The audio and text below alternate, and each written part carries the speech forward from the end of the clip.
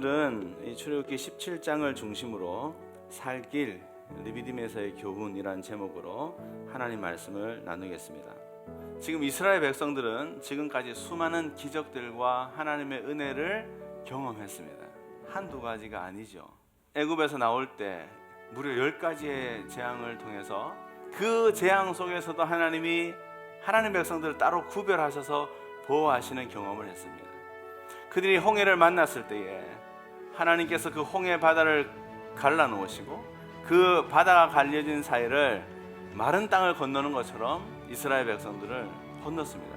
지금 이스라엘 백성들 앞에서는 여전히 구름 기둥이 그들을 이끌어가고 있고요, 저녁에는 불 기둥으로 하나님이 그들을 인도하시고 보호하고 계시는 상황이었습니다. 오늘 아침에도 하늘에서 내리는 만나를 먹은 상황이었습니다. 그런데 여러분, 오늘 이스라엘 백성들의 모습을 보면 너무나도 쉽게 그 기적과 그 은혜들을 망각하는 모습이 보입니다. 그 망각하고 잊어버리는 것을 계속 하지 않기 위해서 기록해서 기억하라라고 하나님이 말씀해주고 있는 것입니다. 우리의 문제는 하나님이 하신 일들을 자꾸 망각하는 것이 문제라는 것입니다.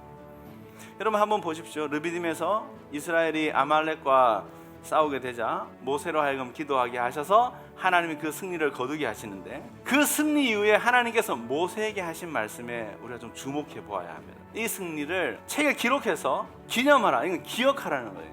심지어 어느 정도로요, 이 내용을 계속 말해 주어서 여호수아가 이 내용을 외울 정도가 되게 하라라고 말씀하고 있는 것입니다. 오늘 하나님께서 이 르비딤에서의 사건을 통해서 주시는 두 번째 교훈은 이것입니다. 하나님이 우리의 살 길을 열어놓으셨습니다. 여러분, 이 상황에서 하나님의 매를 맞아야 되는 대상이 누굴까요? 당연히 이스라엘 백성이 매를 맞아야 합니다.